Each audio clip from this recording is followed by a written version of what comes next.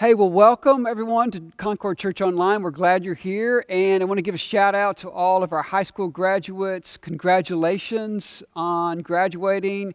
I can imagine this has been a very weird and crazy year for you, but we want you to know we love you, we support you, and I hope this service has illustrated that, our support for you and our care for you. And I want to begin this morning by kind of contrasting a story of the things that we're celebrating here, and it's a story about a young teenager that makes some very bad decisions, and it sets us up for where we want to go today. Here's the story I want to read to you. In 2012, a Fort Worth police officer drove by a Dollar General store in Lakeside, a small town in the outskirts of Fort Worth. He saw a black pickup truck parked with its lights on. Officer Spakes found an intoxicated 16-year-old named Ethan. According to court records, the teenager told the police that he'd stopped to use the bathroom and only had a drink or two. Officer Spakes wrote the following about him in his police report, quote, "Very arrogant, a smart-mouthed kid that had a bit of an attitude with authority." The police report continues, "I verbally got onto him trying to get him to see how badly he was messing up." The young teenager eventually acknowledged his behavior was wrong. Yet when a second officer, Officer Risdon of the Lakeside Police, handed Ethan his citation, the teen replied, quote, "Thanks for ruining my life," expletive, as though it was the police's fault. A month later, a municipal judge gave Ethan 6 months probation for possessing and consuming alcohol as a minor. The judge also ordered him to complete an alcohol awareness course and 12 hours of alcohol-related community service by June 19th of that year. This is a pretty simple and straightforward punishment. But Ethan did not comply.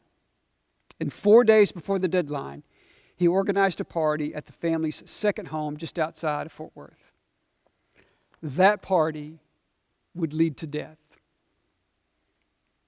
You probably have heard this story in the news because the Ethan that I'm referring to is the Ethan Couch of Fort Worth, Texas.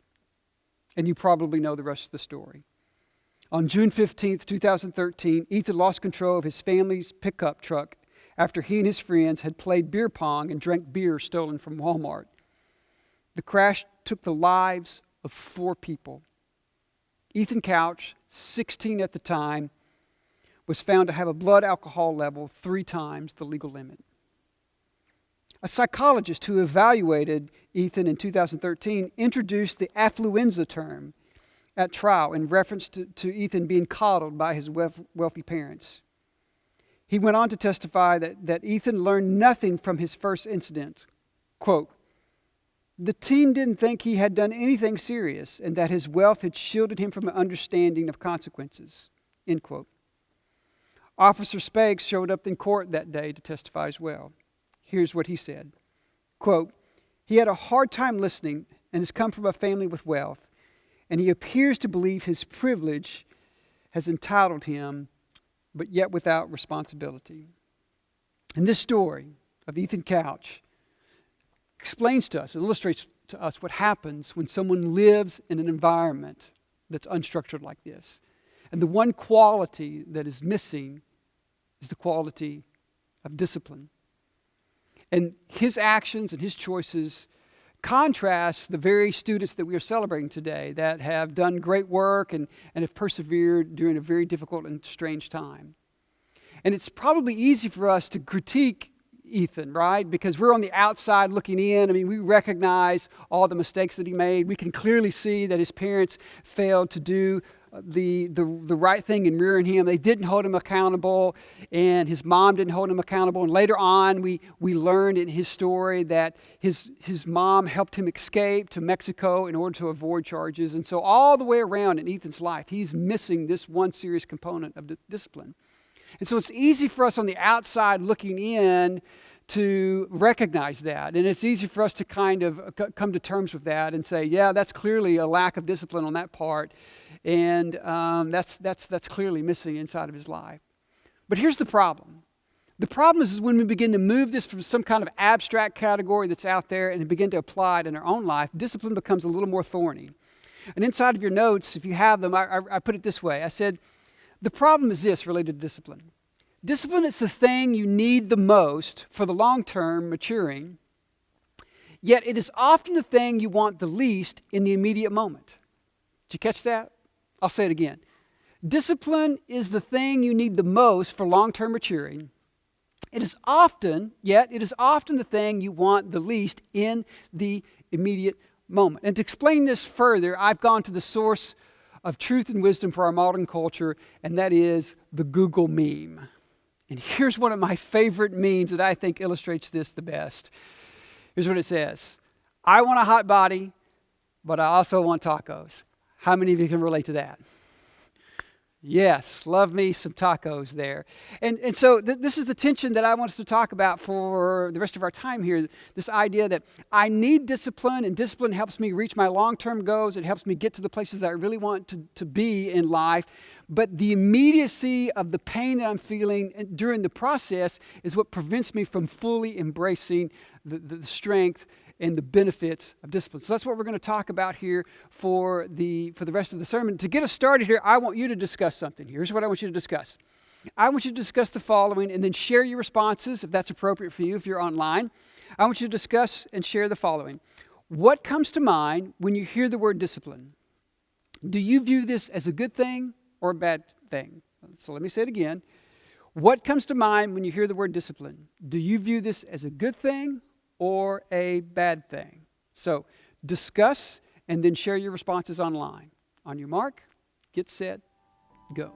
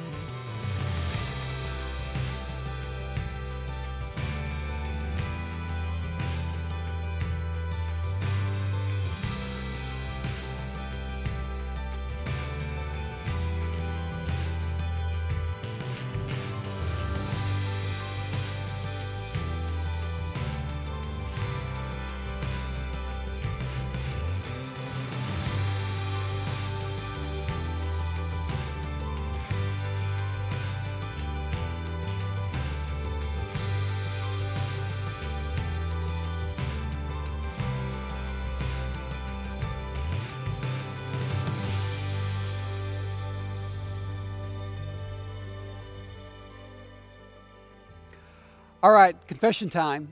How many of you related the concept of discipline with punishment?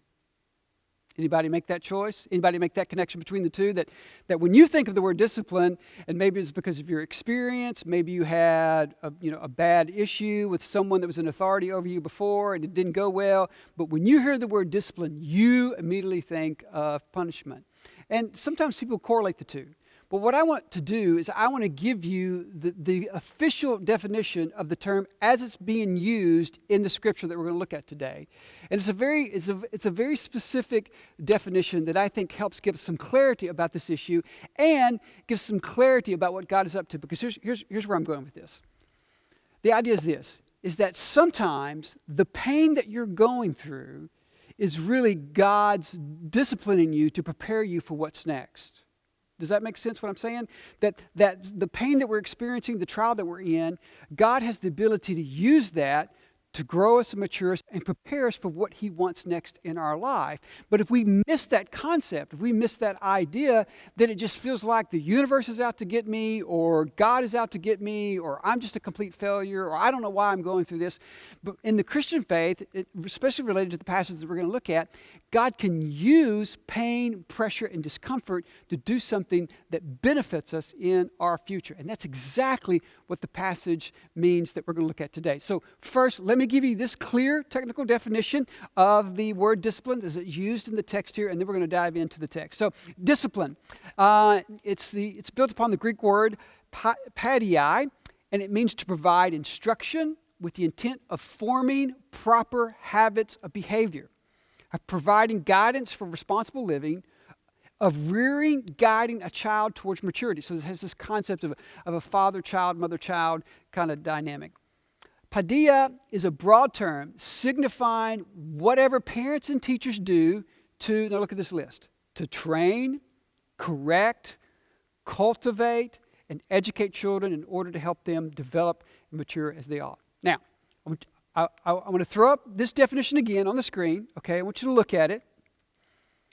Do you see the word punishment in there at all? No, this is not what the Bible is talking about.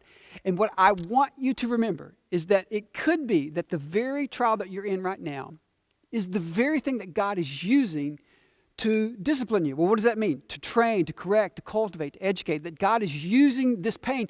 And the pain that we're feeling is very much part of the process. It's the very thing that God uses to get us to where we need to go. And I hope that this verse that we look at, or these verses that we're going to look at, help illustrate that. So take your Bibles and turn to the book of Hebrews.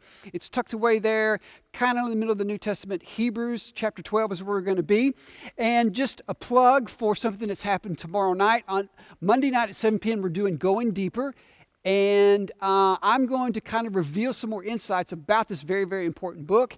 And even if you're not a Bible person, or maybe you're not a Christ follower, I want to give you some reasons why I think you should buy into the book of Hebrews and this letter that we see inside the New Testament, and the benefit of that, and what you can learn from that. So I'm going to be sharing that on Going Deeper, 7 p.m. tomorrow night. I hope you can make it. Invite your friends. So Hebrews chapter 12 is where we are. Hebrews chapter 12, let's start there in verse 4, and just a little background. This is a guy, we don't know who this is. Could be a girl, could be a lady, we're not sure. But someone wrote this in order to educate and inform and inspire Christians there in the first century that were facing persecution. And here's one thing you need to know about these Christians. These Christians were former Jews, and they kind of converted from Judaism to Christianity, but they're beginning to waver. Okay, they're beginning to fret a little bit, because of the persecution that they're facing. And this letter is written to encourage them to maintain their faith. And here's what the author says. Let's start there in verse 4, and we'll pick it up. Here's what he says. In your struggle against sin, you have not resisted to the point of shedding your blood. And what the author does here is that he says, look, let me give you kind of a reference check here. I know this is hard. I know some of you feel challenged, but just perspective balance here. You haven't sacrificed up to the point of shedding blood. I mean, this hasn't caused you to lose any blood over this. No one's come and attacked you. And this is a way of reminding them, by the way, that some people have done that. Some people have shed blood. Some people have lost their life. You are not in that category yet. And so as I'm getting into this topic about how we handle, trial and difficulty, just a reminder to you, you haven't gone that far yet. So just kind of a reality check for the listeners there. All right, verse 5. And have you completely forgotten this word of encouragement? Because in trial, when things get hairy, we tend to forget some of the basics of our faith. So he's reminded them. Have you completely forgotten this word of encouragement that addresses you now look at this, as a father addresses his son. So father addresses his son. And then he dives into the Old Testament. It says, my son, do not make light of the Lord's discipline. There's our word, discipline. And do not lose heart when he rebukes you. So there's this parallelism between discipline and rebuke. Okay, so these two kind of go together. Verse 6, because the Lord disciplines the one he loves. Now, did you see that? That love and discipline go together. And he chastens everyone he accepts as his son. So, verse 7, endure hardship as discipline. God is treating you as his children, for what children are not disciplined by their father? If you're not disciplined, and everyone undergoes discipline, you are not legitimate nor true sons and daughters at all. Here's the first point. God's discipline is evidence of two key concepts about him and about our relationship with him. Here's the two key concepts.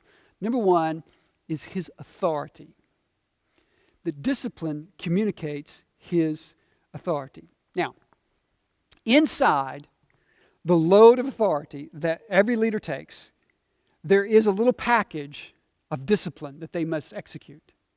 This is the nature of authority. When someone gives you a bit of authority, when someone has or possesses some kind of authority, inside that authority is some expectation or some measure that you're going to do some type of discipline. Any parents out there? If you're a mom or you're a dad, you know that you have authority over your child, that God has given you authority to lead them and to correct them and to train them. Well, inside that authority is this idea that you must discipline, you must hold them accountable, you must correct, you must teach, you must rebuke, that this is part of the dynamic of that authority. And what the scriptures are teaching us is that in our relationship with God, that God does have a level of authority over us, and this, by necessity, includes his right to discipline us, to teach, train, and correct, and set us up for what's happening inside the future. But there's a second component to this that makes this more appealing and more powerful. Not only in this discipline do we see God's authority, we also see his love. Let me read this verse to you again that comes from the book of Proverbs. Okay, here's what he says. My son, do not make light of the Lord's discipline. Do not lose heart when he rebukes you. And rebuke, that's a strong correction. A rebuke is someone that steps in and says, no, that's incorrect. You're doing it the wrong way. This is the way that we need to do it. This is the way that's going to benefit you and bless you. This is the way that's helpful to you. That's going to hurt you. This will help you. Do it that way. It's a strong, strong word of correction to get someone on the right path. Now, nobody likes that. No one likes the immediate process of that. But look what he says next. Why do I have to face this discipline and rebuke? Because the Lord disciplines the one he loves, and he chastens everyone he accepts as his son. The act of God disciplining you is the very proof that you are his child and that he loves you. Now, let me explain it this way. I discipline my children. They act crazy, they misbehave, they do all kinds of crazy stuff that they're not supposed to do, breaking the rules that we have inside of our house. Or if one of them lies to us, we have the authority that's been given to us, and because we love them, we discipline them. And I have this tight-knit love relationship with my children that I don't have with your children.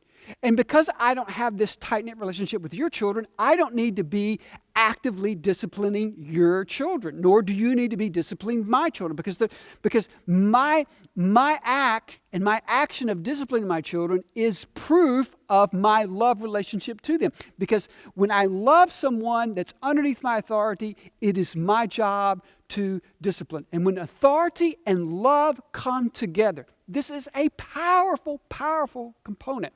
And for our seniors that are listening today, and if you're young and on your way into adulthood or you're young in adulthood, this is a powerful, powerful concept to understand as you're coming to terms with people getting up in your grill, telling you what to do, telling you how to behave, giving you all kinds of restrictions, that what you need to investigate as you bump up against this authority, you bump up against this reality that's out there in the world, is this a true authority that I need to trust? And is this someone that loves me or is out for my best interest?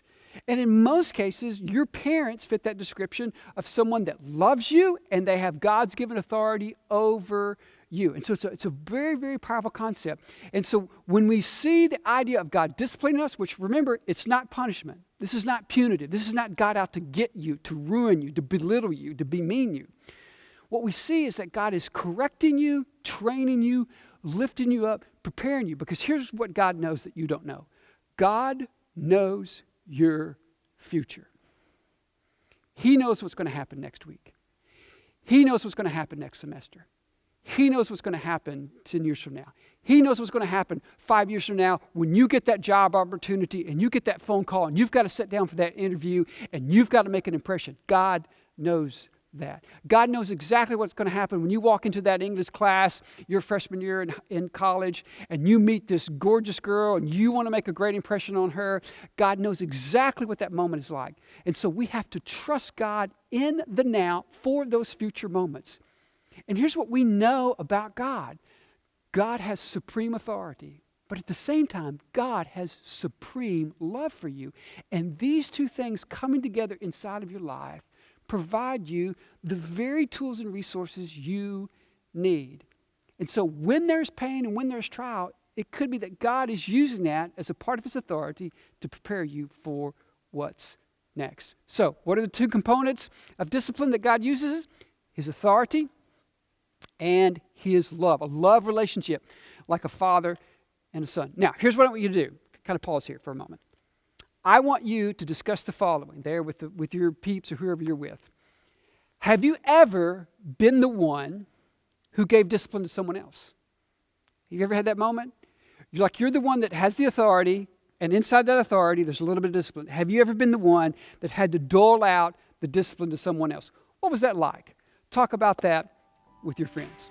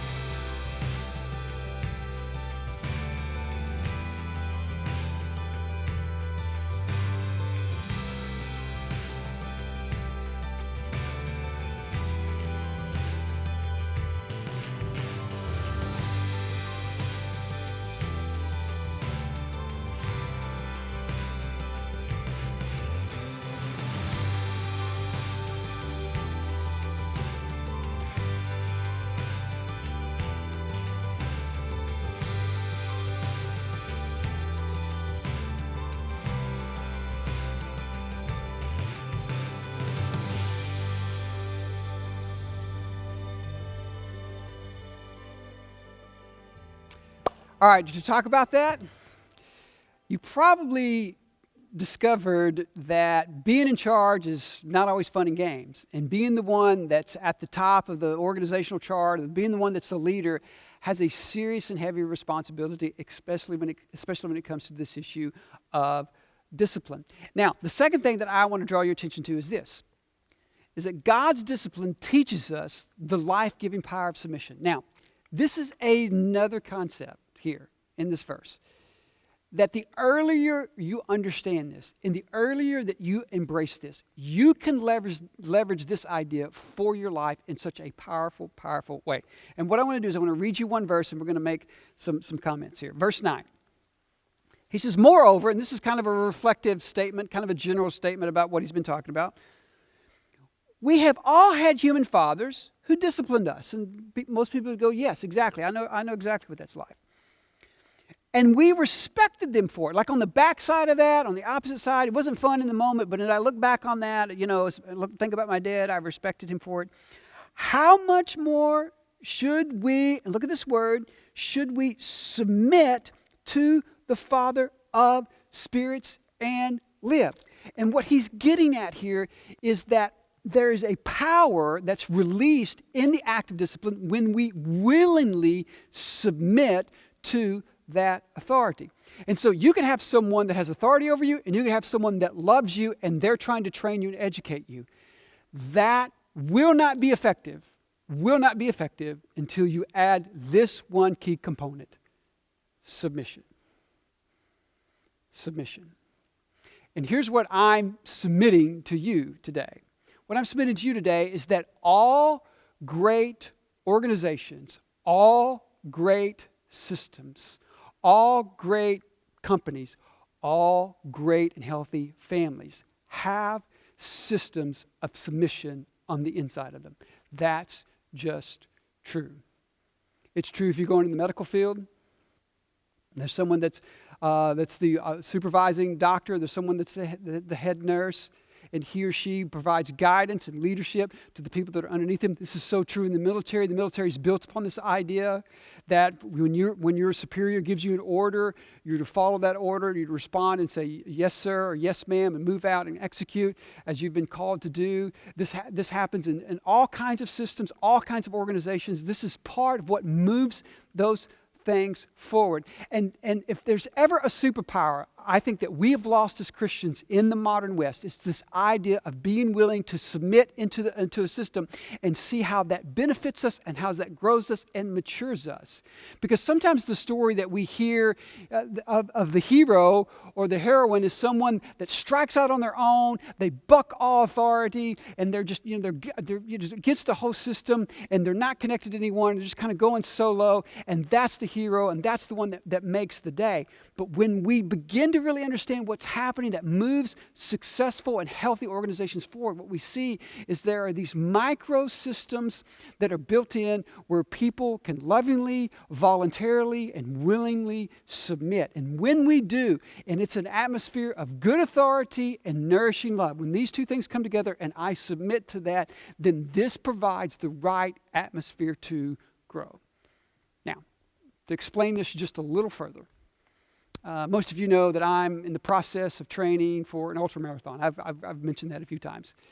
And about 6 months ago, I was running, probably about 20 to 25 miles a week, but I could only get up to 10, sometimes 13 miles, and then my body just began to shut down. I was having trouble with my IT band. It would just lock up, and there was swelling, and it was it. I couldn't run any further, and this was not enough to get me to the goal of running an ultra marathon, which is something I really, really wanted to do as a personal goal.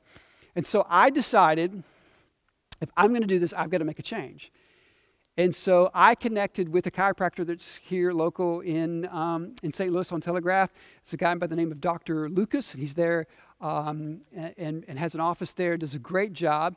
And he has given me some exercises to do in order to help me along the way to reach this goal. Now, let me just say this. I've always been suspicious of chiropractors and some of the things that they have said. But let me tell you what the plan that he's put me on has been so helpful. Let me show you this one thing, okay? Now, I call this the cylinder of torture. And if you run, you know exactly what I'm talking about, because this is a foam roller, and it looks squishy and it looks nice and it looks pleasant until you put it on your IT band and you put the full weight of your body, you're horizontal and you're rolling on this, and it is excruciating pain. And then there's other exercises and other stretches that he makes me do with this medieval contraption right here, this band, and I would do it for you, but I would look silly and just completely embarrassed. But it's this program that he's gotten me on to help strengthen my legs, strengthen my hips, and strengthen my IT band. And what has happened is that I've been able to increase my mileage. And last week, I ran further than I have ever run before. I ran a total of 38 miles last week, 18 miles, one run, 20 miles, and another run. And this is directly related to this idea. Because here's what happened. I didn't fully understand the process that Dr. Lucas was having me go through. But even though I didn't understand the process, I put my trust in him and what he was saying. And because I put my trust in him, even though I did not understand the full process, the full ramifications, I didn't make the connection of, how does this and doing this and stretching this and using this, how does this actually help me run further? I didn't know the biomechanics behind it. I'm not an orthopedic surgeon. I'm not a doctor. I haven't been in medical school. And so I didn't fully understand the process, but I had to come to a moment where I placed my trust in his authority. You follow where I'm going? And because I put my trust in his authority and submitted to his instructions, I'm now better prepared for my future. This is the superpower of submission that we miss out on. And the authority that we've been called to trust in is the authority of God, God himself. And God has supreme authority. And at the same time, he has incredible love for you. He's devoted to you. And he's proven that by sending his son to die on your behalf, in your place, for your sins, so that you and I can have a free, guilt-free, shame-free connection with God. That's proof positive of his love for us. If we want the full benefit of God's disciplining inside of our life, then we must willingly submit to what he has called us to do. That submission gets the most out of discipline when we submit to what God has for us. Does that make sense, what I'm saying? Now, here's how I want to end today. I want to lead you through something. And the first thing that I want you to recognize as we're wrapping this up is this. And it's related to Dr. Lucas. I submitted not because I understood the process. I submitted because I trusted the authority. You see the difference? Let me say this one more time. I submitted not because I understood the process. Like I didn't quite make the connection, do these steps, and do these exercises, and you're going to run further. Didn't understand that. I didn't know how that works. But I agreed and I submitted because I trusted in Dr. Lucas. Many of you are at the same point as in your relationship with God. You're wanting for God to explain everything, answer all your questions, unravel all the paradoxes, complete everything, and I want a full picture, and then once I get all this information, maybe I'll submit. That's not the way the faith dynamic works, and that's the way, a lot of things work, that in that same way. And what I learned through this process is that I didn't understand the process, but I trusted in authority. This is exactly what the author of Hebrews is challenging us to do, that we trust God in this moment, even though we may not fully understand what he is doing. Now, here's what I want you to do. I want you to pause, and we're going to give you some time to do this, and then we're going to have a closing prayer at the end. I want you to pause for a moment, and I want you to ponder the pain that you're in, the discomfort. And maybe it's not a sharp pain. Maybe it's kind of this sense of anxiety, this sense of worry. For some of you, this is related to an event. It's a past event that has taken place. It could be that it could be about an argument that you've had. It could be about a missing relationship or a failed relationship. For some of you, it could be a job loss. For some of you, it could be a missing opportunity that you didn't take full advantage of. For others of you, this could be the consequence of some kind of huge failure that you've had in your past. But whatever it is, I want you to get that pain in front of you right now. I want you to think about that and ponder that. And here's the two questions I want you to consider as we go through this reflective time. I want you to consider, what could God be teaching you? What could God be teaching you? And secondly, what could God be preparing you for? What could God be teaching you? And what could God be preparing you for? I want you to ponder these two questions as you reflect on your pain.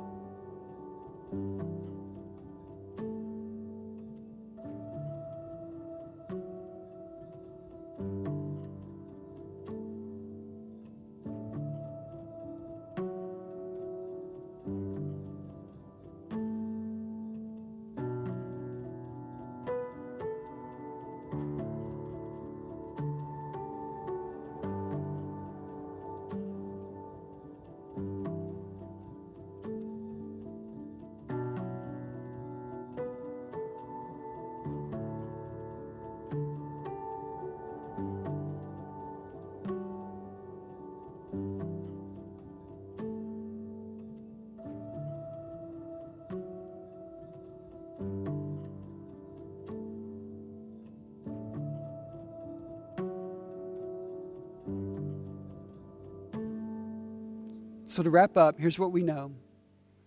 God has supreme authority, and He wants to lovingly shower that authority over you to benefit you and to bless you. In order for you to get the most out of His authority and His love, and to receive the benefit of this discipline, you must be willing to submit to what God has called you to do. Now, normally during this time in the service, I just pray a prayer and we kind of end. But today I want to do something a little different. I want to read a prayer over you that I think is so appropriate. And this is a prayer for you as you wrestle with your pain and as you consider the process of submitting to God's discipline inside of your life. Here's the prayer. Father, you are the supreme authority, a God of order. You have instituted other authority structures that will support healthy relationships and maintain harmony. It is my decision to surrender my will to you, that I might find protection and dwell in the secret place of the Most High. Father, when I feel that my life is spiraling out of control, I bind my mind to the mind of Christ and my emotions to the control of the Holy Spirit.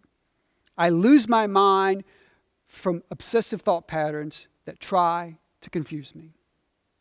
I belong to Jesus Christ, the Anointed One, who breaks down and destroys every yoke of bondage. In His name and in obedience to your will, Father, I submit to the control and direction of the Holy Spirit, whom you have sent to live in me. I am your child. All to you I surrender. I'm an overcomer by the blood of the Lamb and by the word of His testimony. And it's in Jesus' name that I pray. Amen. Well, thank you so much for being here today. God bless you once again. Congratulations to our seniors. I pray that today is a great day of encouragement and inspiration for you. God bless. We'll see you next time.